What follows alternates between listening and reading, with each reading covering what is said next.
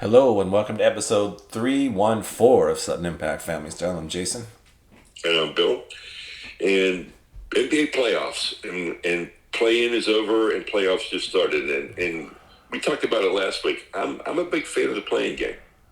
Yeah, it's working for me. It's working for me too. I didn't think it would, but it is working for me, and I really enjoy it. And as we talked about a little bit off air before we got on, like for a team like Oklahoma City, you've got this young core, a bunch of draft picks, a rookie of the year candidate. I mean, granted, you have a legitimate NBA first team All NBA player in Shea Gilgeous-Alexander, but I think you make the play in, you win one or two games, you still pick in the lottery. I think you couldn't have asked for a better, a nice little, like a taste of playoffs, I guess. A taste. It's bright, Yeah. and still. The one thing about Oklahoma City is you sit at home now, get ready for the draft, and realize that at one time you had Harden, Durant, and Russell Westbrook, and they're all still in the playoffs. It's true. But you've got Shea Gilgeous-Alexander, who's, like I said, All NBA, maybe first team All NBA, a legitimate, top 5 to 10 MVP candidate. And you have last year's number 3 overall pick who looks tanner. If they said he looks more muscly, I thought he just looked tanner. And Chet Holmgren, get ready to come back on your team next year. So that was a top 3 pick in the draft last year, a late lottery pick this year. You've got a lot of picks coming up, so you can make some moves. Yeah, Yeah. it's a very bright future. But It's, let's it's start with interesting. Well, shout out to Sacramento, let's light that beam. like the beam. It's nice to see that arena that excited and the players. I mean, that's a good team. Yeah, The leading scoring team in the NBA. and they beat the defending champs in a game that everybody said it was going to be a nice run for Sacramento, and they'd probably be out in 5, which they still could be. But I mean, this is your first playoff win in over 2 decades, right?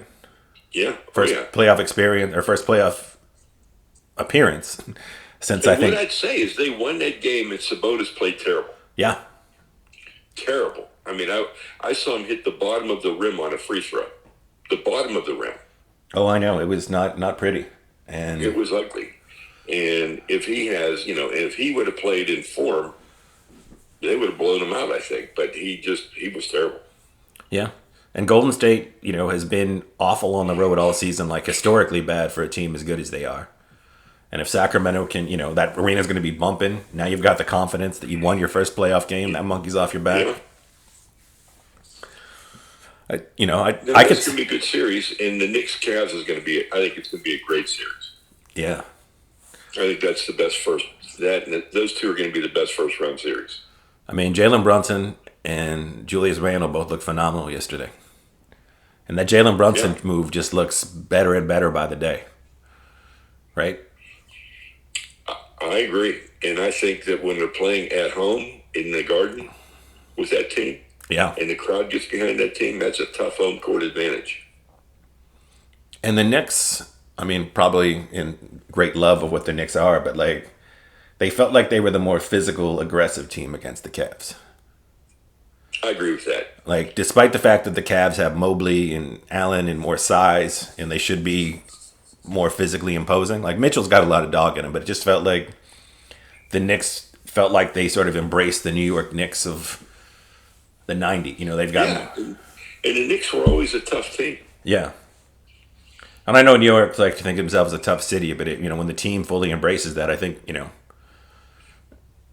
it's going to be tough. That's going to be a real good series. And you take one on the road. You go to Cleveland and you get you split. You go back to home. That's real good. I mean, then the other 2 series, I don't think are very exciting. Boston's going to beat Atlanta. There's no doubt about that at all. Yeah, I mean In Atlanta. fact, it was funny last week where Charles was saying, I wouldn't even watch it. Well, he's not wrong because I mean, there's already talk about a new coach in Atlanta, ownership talking about you have permission to the GM to trade Trae Young if you need to, and that's very out there. That's very public. That can't be great for locker room chemistry, right? No. And apparently, part of the reason that that's on the table is A, can you win if Trae's one of your best 2 guys? And the answer is maybe not. But also, it doesn't seem like he's very well liked in the locker room. No, not at all. And that also puts them in an awkward position of like, now does he become a Ben Simmons like asset where it's like he's making a ton of money, he's not well liked, and limited on the court. So what do what value can you get for him? Yeah, because he could be he's one of those guys that if he went to the right team, he could be a great piece. Yeah. But does he want to be a piece, or does he want to be the centerpiece? I mean, when you look right now, considering somewhat of his game, like, and I know he played awesome in game one. We'll just talk about one place he could end up, but like with Philadelphia, he could roll into the Harden role and probably be really good, playing off of Embiid, pick and roll, shoot threes. Although Harden played fantastic in game one. Maybe his best playoff game ever. Yeah. But again, they're playing Brooklyn, who, almost got this position they are in the playoffs when they still had Kevin Durant and a different team than as opposed to the team they have now. While like Bridges looks like great and they got a lot of picks coming, like nobody expects that series to be very good. And then today, we'll have to see how it goes. It's gonna be a good series. Yeah, I mean we got Bucks Heat, and you got to feel like the Bucks should steamroll the Heat, right? Maybe the Heat win one. Jimmy Buckets took that first play-in game off. Yeah, and he was awesome the other night. He was. I have to admit he's one of my favorite players to watch. Yeah, he's got attitude. He can take a game over. He's not afraid of anything. I mean, I just love that guy. Next series we can talk about. They're not going to win. Yeah. We'll talk about the weird series. And the first thing I want to talk about this series is why is game one on a Sunday night at 10:30 Eastern for Denver and Minnesota? Like on a Sunday. Like, it seems silly to me. That's a good question. Like, that's a late start to that game. And I get like the Wednesday game is 10 p.m. Eastern, but how many games are they playing today? Because I know there's a 3:00 game today. I'm assuming there's a noon game today. Yeah, I think they're playing 4 today. So. And that's why. Yeah, it just feels so late. They're stacking those 4 games. Yesterday was 4 games too.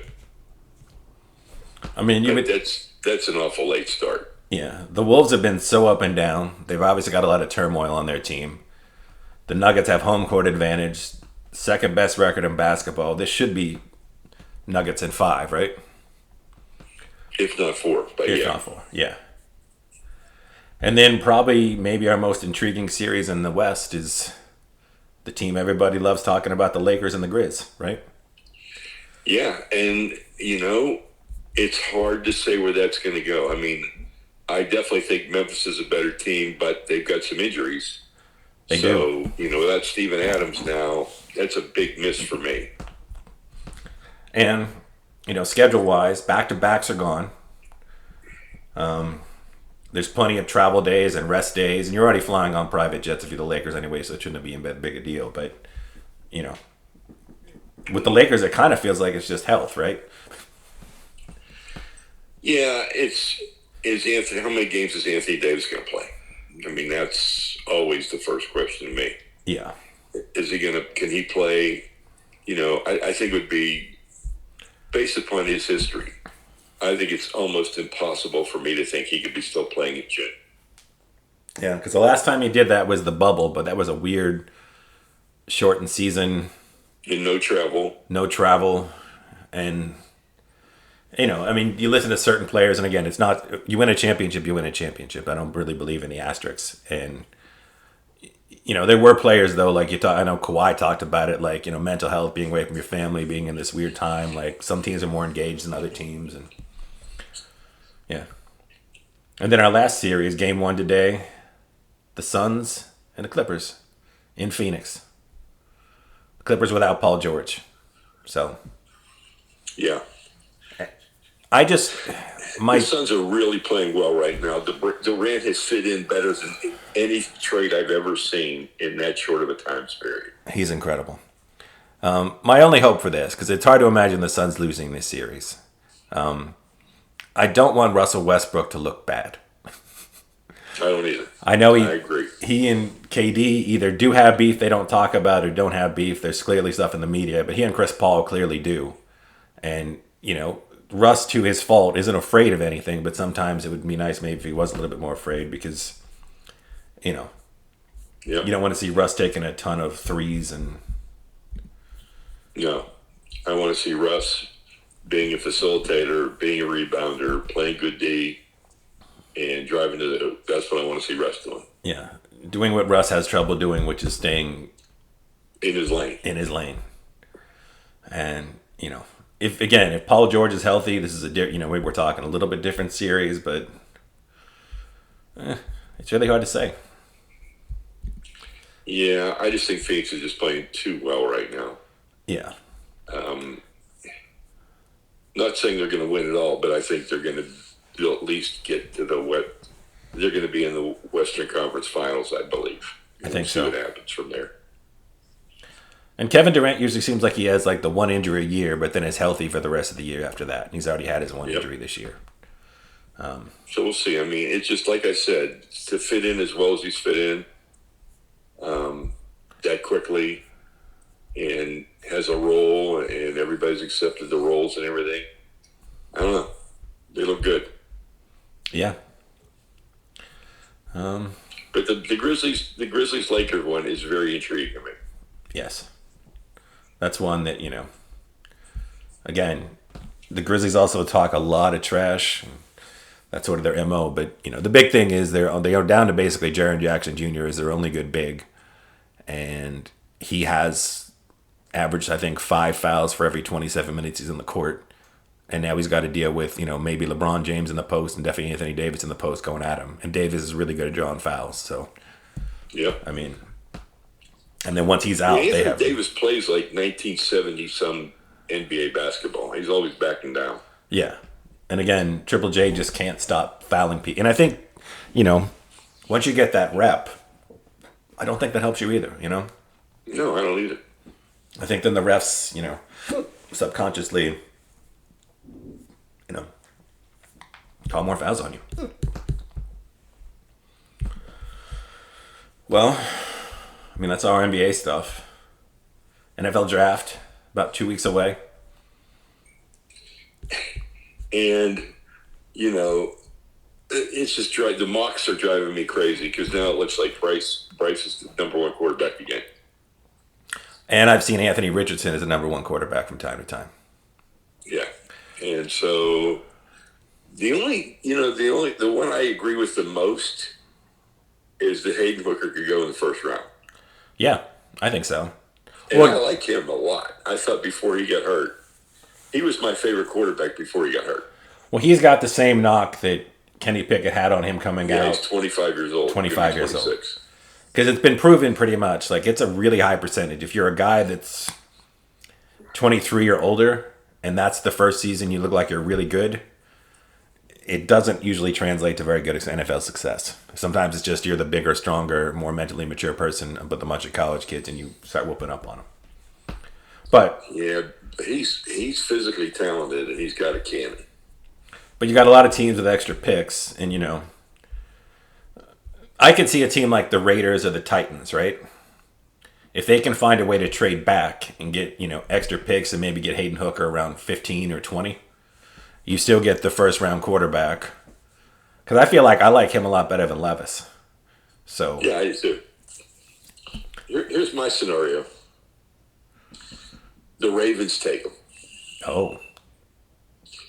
And the Ravens know they're going to have Lamar for 1 year, and they're going to have a year, and they're not going to go through this again. That's going to be it. That's what I think is going to happen. Yeah. Like I said, in an ideal world, the Raiders would trade back with like the Washington Commanders and take them so that 5 quarterbacks go before the Steelers pick. I view that and been viewing everything in terms of who I want to fall to the Steelers. And that's another rumor this week that can be our Steelers last draft minute is that the Steelers are supposedly talking to the Bears to move from 17 to 9. And I don't like that. I like them getting I like keep the 2 second rounders, keep this, don't mess with next year's first round pick right now, and just take whoever falls to you. Yeah, in my mind, they've got 2 first round picks. Yeah, and they're only going to have to pay the second round money. So it's I think they're in a good situation. I don't think they're going to move up. No, because like it seems like any. I mean, again, we talked about the silliness of mocks in general, but when you look at the Steelers' two biggest needs right now are probably cornerback and tackle, and there's 8 total top 20 cornerbacks and tackles combined, and you look at the players that can go before them, unless they really only like one of them. And again, I don't know what their scouts are thinking, but it just seems like it also feels like you could get a second tier tackle and a second tier corner like Emmanuel Forbes or the kid out of Kansas State at 32, and you're still rocking a corner and a tackle in your first 2 picks and getting really good value. So, and I think all these free agent signings they've done have put them in a position where they don't have to be desperate. no, They can take the best player that's on their board at 17. yeah. And the other argument is they've signed so many players that they have less holes. So if you could get the guy you really want, and if that price is really only for Chicago to move up those 8 spots, if you're just giving Chicago back the Claypool pick, and you view it as we traded our first and Claypool to move into the top 10, if you hit on that top 10 pick, that's great, right? Yeah, but I don't. Well, let's go back talk at number 1 now. Let's talk about this quarterback thing. Yeah. So if Bryce Young goes number 1, he's the smallest quarterback ever to go number 1. Yes. I think he's going to be the smallest quarterback ever drafted in the first round, regardless of when he goes. Yeah, he's 5'10". He measured at 5'10" and a half, 180. Yeah. I think he was up to like 190 something, obviously once. But the way he plays, he's going to take some shots. He's going to take some shots, without a doubt. And I guess the other thing you would say with him, it's like, it just had me in, you look at Kyler Murray, who's a similarly built guy, but is actually a little bit thicker. Kyler Murray has had trouble staying healthy, right? Yeah. And as all the GMs are pointing out, they're like, yes, you can maneuver, you can make your whole offense built around a guy with his skill set, but, you become a little bit more predictable if Bryce Young is your quarterback. Because you've got to have him moving out so we can see around players. You're going to have a lot, you're limiting what you can do offensively in a weird way, While maybe some of the move stuff is more, you can be more innovative because of what he can do. There's also things he can't do that are going to change the way you run an offense. Well, here's my question about quarterbacks. Yeah. If Anthony Richardson is so great, how come Florida was not great? It's true. Well, he started. What they're saying is, he falls into the Josh Allen. Here's a kid out of Wyoming that was 50% completion percentage, big physical tools, not a lot of reps, and look what he turned into. And here's Anthony Richardson, who is more physically gifted in every possible way. And they said that he's a little bit more advanced as far as his progression and his reads. But like you said, they weren't a winning team, so it's hard to say. Yeah. I mean, I got to think if they're talking about him like this, that Florida should have played better. Yeah. And Florida had good athletes. Florida had good players. And then now I feel like almost 2 of the most intriguing players in this draft are C.J. Stroud, who I know Ohio State, and you could knock that, look at the receivers he had and has currently at Ohio State that are all first-round picks. And, but you look at him in that championship game, like he showed you a lot of stuff, right? Yeah. I mean, he was the things they said he couldn't do, which is, play out of sequence and move out of the pocket. And, he's obviously not, Lamar Jackson, but he can move enough. And then the other guy that, is always a top 4, top 5 pick, but how good is Will Anderson? Because it feels like if he's this dominating, can't miss edge prospect, like that's nearly as important as, not, on defense, that's probably your most important thing, a great pass rusher. But it feels like he's not like as excited, He's almost the C.J. Stroud of defensive players, where it's like he's good, very good. Yeah. But remember Lawrence Taylor? Yeah. If he's that, then you take him. Yeah. If you think he's going to be that, you take him. Well, what I have that seen, much of a disruptor, that much of a, you got to take a look. Yeah. And what I have seen lately, because they keep popping up on social media, is they keep showing every day, it's like, here's the top 10 picks from 2012, 2013, 2014. Not a lot of great players. It's a lot of misses. That's all the other reason with this, back to our Steeler point is like, you're better off having more bites at the apple than you are moving up for one specific player. That's a great way to look at it. Yeah. Because that's a great way to look at it. Because, we've seen guys in the 5th and 6th round that become all pros. Yeah, and especially there's a lot of really good 2nd and 3rd round picks that they weren't the ideal size, weren't the ideal 40 time whatever that have slipped to those rounds, but are really good football players. And like I said, when you look at the list of top 10 picks over the last decade, there are obviously some absolute studs and steals in that, but like there's a lot of misses in the top 10, and not just at quarterback, where first round quarterbacks hit at about 30 something percent. And then once you get above 30%, then you get into like Ryan Tannehill category where it's like, I guess he hit. Yeah. Yeah. Yeah. I don't know. I'm excited either way. Well, the Rays' winning streak got broken in baseball, and now they've lost 2 in a row. Yeah.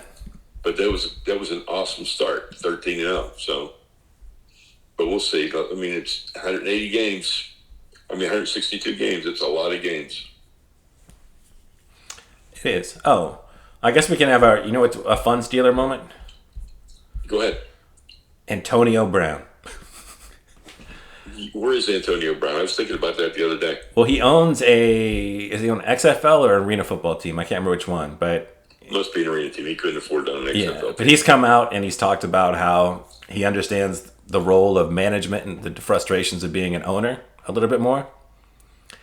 And he had an interview this week where he gave some love to Roethlisberger.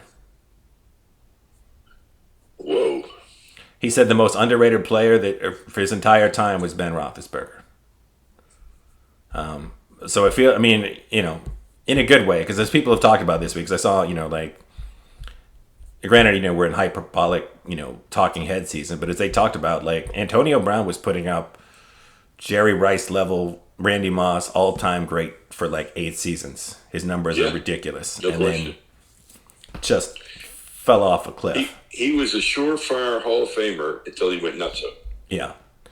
But it's nice to see. He looked like somebody that you could see being just a tragic figure that, just sad, sad, sad. And then this last year, for whatever reason, like I said, he's had some sane moments. And, now that he's given Ben Roethlisberger a little love and talking about being an owner, maybe he's coming around a little bit. Maybe. And then Ben Roethlisberger, in a negative way, was a spot-topping head on ESPN and all the networks this week, too, for saying that Lamar Jackson isn't somebody you fear in the pocket. Well, that's true. I wouldn't say it, but that's true. Yeah.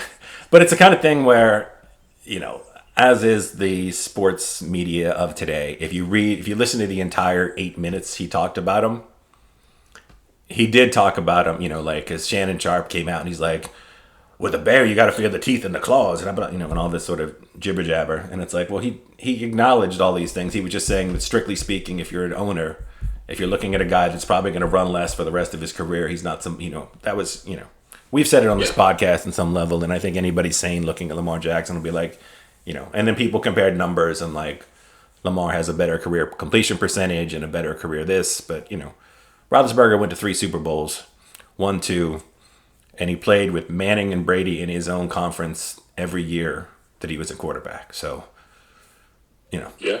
And like I said, I've been disappointed over, I've said some things over the years where I feel like he could have been a little better with a little more effort. But, it's hard to argue with 2 Super Bowl wins, 3 Super Bowl appearances when you have to go against Brady and Manning every year. And he could have won 3 Super Bowls. Could have won 3, yeah. Yeah. And then we have no Aaron Rodgers is still Aaron Rodgers. Well, I went and saw Air last night. Okay. And I really, really liked it. I really, really liked it. There's some mythology. Sure. Because they bring in the Just Do It, which happened like 4 years afterwards. Okay. It wasn't, that slogan wasn't going around then. But then they added to the mythology of Just Do It. Because they were talking about, where that slogan came from. And one guy looks at the other guy and he goes, yeah, they were going to execute a guy and they were debating, and he was debating with his attorney, and he just says, "I'll just do it." And so I never heard that one before. No, I've never heard that one either. I heard there was a discussion, and somebody goes, "Yeah, you know what? Just F it." And then they said, "We can't say that." And then "just do it" came from that. So I've heard that mythology as well. But one of the fun things is that, I don't want to give away too much of the movie, but the premise was they had $250,000 to spend that year on, and they were going to either sign 3 or 4 players. Okay. Okay. And they didn't think they could get any of the top 3. And Jordan was 3. And I think Sam Bowie was 1, or Sam Bowie was 2. Akeem was 1. I think is how it was. I think so. Yeah. Yeah. And so they were focusing on the other players, and one guy said Melvin Turpin, and one guy said John Stockton, and they were arguing if they even knew where Gonzaga was. But the funny thing was, they're talking about Charles Barkley. Oh. And he said, "No, we can't sign him." And they said, "Well, why?" And he said, "Oh, he's a clubhouse guy. He just talks too much. Nobody will listen to him." and I thought, and the whole theater chuckled at that out loud. So it was kind of funny. Yeah. But it was really, really well done. I mean, you're a writer, producer, actor. You're an expert here. They don't show, anybody playing Michael Jordan. All they show is like the back of a head and a silhouette. That's smart, I think. I thought it was really smart. You can't. It's one of those things. No matter who you have, they say, "Well, that's not Michael Jordan. He wasn't tall enough to be Michael Jordan, or he didn't look like Michael Jordan." Whatever, right? Yeah. And he doesn't have any lines anyhow, so it doesn't really matter. No, and again, it's not really about. I mean, as much as it's about Michael, it's really about Nike and branding and the shoe. And his mother, Viola Davis, is outstanding. Yeah, no, that's really smart because again, you're never going to get anybody convincingly play Michael Jordan. And I would say I thought the guy did the best job of acting other than Viola Davis' mother was Ben Affleck as Phil Knight. Yeah. Because, he just was really, really effective for me. I thought he was believable. Okay. That's good. Yeah. Very good. And I like the fact, they ended it with, a lot of updates today and, how much money's made and everything, how much shoes they've sold and everything else. One of the things they had agreed to at the end was that Michael Jordan would get a percentage of every shoe with the Jordan name on it. And so at the end, Phil Knight, one of the last lines in the movie is Phil Knight saying, "Well, you know what? It's going to be the most pairs of shoes ever sold is like 3 million, so it's not going to be that much." And then they sold $162 million of shoes that year. That's crazy. Yeah, absolutely crazy. But they ended it with the Be Like Mike commercial from Gatorade, which I thought was good. Yeah, I think so. So it was fun. I enjoyed it. It was a very enjoyable movie, very well done. It kind of makes David Falk look like Jerry West in the HBO series, so I don't know about that. I don't know if was that vehement and that yelly. So I don't know. I know David Falk. I just, I don't know. I don't know if I totally agree with that portrayal, but I guess he was involved in it, so I guess he had to sign off on it. Yeah. At the end of the day, it's a check. What do you care? Get some money, cash it, Well, that's kind of the way they sum up his personality, so. Yeah. Well, I watched Cocaine Bear, which was pretty forgettable, I would say. I mean, the entire true story of Cocaine Bear is a cocaine fell out of the sky, the bear ate the cocaine and died. Is the true story. So this is obviously the bears on cocaine running around. And I think with a premise like that, I think you need like a Takashi Miike or a director that's just really bonkers. Because I think when you put it in the hands of somebody that's trying to like split the difference between a coherent, standard movie along with some gruesome stuff, like you end up with a pretty generic movie. And I feel like you either got to go all in where it's just, as much as they say this is so wacky, like it feels like very studio heavy, note heavy, crazy. Like crazy with lots of notes, which doesn't always translate to fun, I guess. Gotcha. Like you need somebody that's just completely off the walls, I think, to make this movie work. And that broke our streak of Peacock movies. We're going pretty good. Okay. Yeah, and then I get some food moments. Okay, nice. I had the best meal of 2023 so Ooh. far. I went to a restaurant, and you know, here's funny. It's funny, Jason. You know, when you're looking for a restaurant, you know, you look it up on Google Maps. Sure. You look it up on Yelp, right? Every time. So the name of the restaurant is Mr. Friendly's. I would never pick a restaurant called Mr. Friendly's. No. Ever. It just doesn't make... It reminds me of Friendly's, by the way, living in Massachusetts. But Yeah. Mr. Friendly's. But my friend Andy had said, oh, Mr. Friendly's is a really good restaurant. So I said, okay, why don't we go there? So we go there and look at the menu. The menu's pretty good. And I look at the specials. And the special was red trout. Oh, it was blue crab and pecan crusted red trout with creamy grits and vegetables. Okay.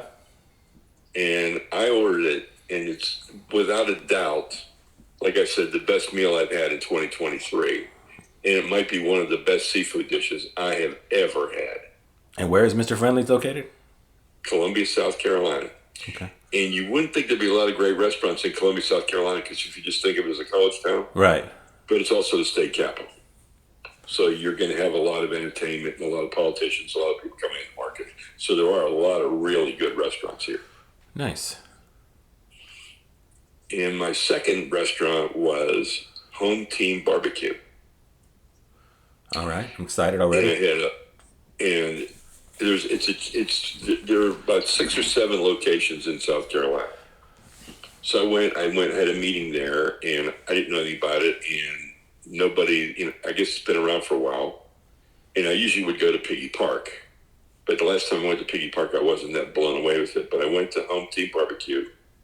I had a pulled pork sandwich on a Hawaiian roll, which was really good. I had baked beans that were cooked to almost the consistency of a stew with brisket in it and pork, and they were outstanding. And I had Brunswick stew, which I really like, and that was outstanding. Okay, nice. So a really good barbecue place. So I had 2 great meals so far. And, you know, last night I had another good meal. I mean, we're going out to brunch this morning. So, I mean, there's a lot of great restaurants in Columbia, South Carolina. Well, I'm going to make it a turkey, and I got to shout out another Costco item. Okay. Whoa. 3 in a row. I know. Well, I mean, when you go to Costco, you buy a lot of stuff. So we've been eating a lot of stuff at home. Okay. But we bought these in the frozen section. We bought ham and Swiss croissants. And all right. You put them in the air fryer for like 10 minutes. And it's incredibly flaky and buttery. It's a great croissant. It tastes like, you know, it looks a lot like the kind of thing you get at like a Starbucks or you know, PJ's, one of those sort of coffee shops. But it's as good, if not better, than all the ones you get there. And you get a box of whatever for $12. So. Okay. And one. You know what? I'm telling this on air now. After you talked last week about the chicken wings. Yeah. I told Mom, I said, you know what? I said, I don't think I'd ever say this or not, but I respect Jason's taste in food. Yeah. And I want to go to Costco and buy a Costco membership. Like I said, they had that. We got the birria. They have like a birria in the meat section. It's incredible. And the thing about the birria, like any birria, like you get it and you know you cook it and it looks like you have, you know, a gallon of liquid, right? Because the birria, but it's one of those crazy. It's almost like a bowl of pasta, where you know it feels like every time you bring the fork through to get some meat up for your birria, there's hardly any meat there, but yet it always fills the taco shell, the tortilla every time. And again, I mean, it's really good burrito. I mean, I wouldn't say it's better than like, you know, a street food truck burrito in Los Angeles or something, but. Well, I'm going to predict next week when I get back from Columbia, we're going to go buy a Costco membership. And my very first purchase is going to be a hot dog. Yeah. Well, like I said, for $1.50, and you get a drink. Yeah. I'm going to do that. But like I said, these croissants are really good. I mean, like, I would say one disturbing. Chicken wings, and now I'll buy the croissants. Yeah, we've gone twice now, and one thing I would notice, I feel like you're getting a lot of the smaller restaurants are buying their food at Costco, Because both times we've gone in, there's been a group of people each time with like those monstrous like pallet carts, and they're buying so much food. It's hard to imagine they have families that large. It feels like they're, This is where they're buying their stuff, right? yeah. Okay. Because I feel like you get you get the portions, but like I said, a lot of it's just legitimately good. So I don't know. I promise next week will not be another Costco moment. I think we've tried everything we bought, so we should be good now. All right. But that's pretty. You know what? That's a good streak, though, because I mean, you would call it if it wasn't any good. You would call it. Yeah, I mean, because the difference between I think Costco and Trader Joe's is when we go to Trader Joe's, we're always excited and we try 3 or 4 new things, and yet they're always slightly disappointing. Whereas Costco, they've ended up being a better quality than we thought we would get. So Right. Yeah. yeah. Yeah, and after we finish this podcast, I'm probably going to make some eggs and cook one of those ham and Swiss croissants and have a little fancy Sunday morning brunchy breakfast type situation. Nice. Yeah. Yeah, so who knew? Well, I'm gonna watch my Lakers and Grizzlies later on today. I got to see that. Very excited for that, yeah. And I'm rooting for the Grizzlies, but it could go either. This one could go either way. But I think I would not be at all surprised if the Lakers didn't win. No, not even a little bit. I think they're the Vegas favorites right now for that series. So I think they are too. Yeah. Steven Adams not being there, even though he's a force. he's a force. And He against takes up a lot of space, and you can't just go in and hang out. And he's going to punish who's ever in there. and again, if they were playing the Clippers in the first round, you don't think anything of it, but like you got to play the Suns, and I know Kevin Durant's 7 feet tall. DeAndre Ayton's a pretty solid guy. Then you got Jokic, you got Anthony Davis. Like you need some size, Yeah, you do. and you need size that doesn't foul out after 30 seconds. Which as good as Triple J is, and he's an excellent defensive player. Like he's got that reputation, and he's still just a little handsy, and yeah. But you also want to see Dylan Brooks, who can't stop talking. See how he puts up or shuts up against the Lakers as well. Yeah, absolutely. Because he always even though when he's asked questions, it feels like he always takes it one step further than he needs to take it. I guess if that makes any sense. Just like Pat Bev. Yeah. But Except Pat Bev is funnier than Dylan Brooks. Without a doubt. Yeah. But, again, you look, every team is littered with potential future all-stars and current stars, so the NBA is in a really good spot. So Yeah, there's a lot of fun players to watch. There's no doubt about it. yeah, every team you look at, you're like, awesome. Fantastic. And in closing out, I want to say, thank God Daniel Snyder's on his way out finally. Yes. So hopefully this sale will get taken care of here shortly and finalized. So let's get it done. Indeed. And let's have a good team in Washington for the first time in 20 years. Yeah. I was like, you got rid of the racist name, now you get rid of the terrible owner, and hopefully, becomes a much more fun team to look at. Yep. All right, everybody, enjoy your NBA. Alrighty, next week.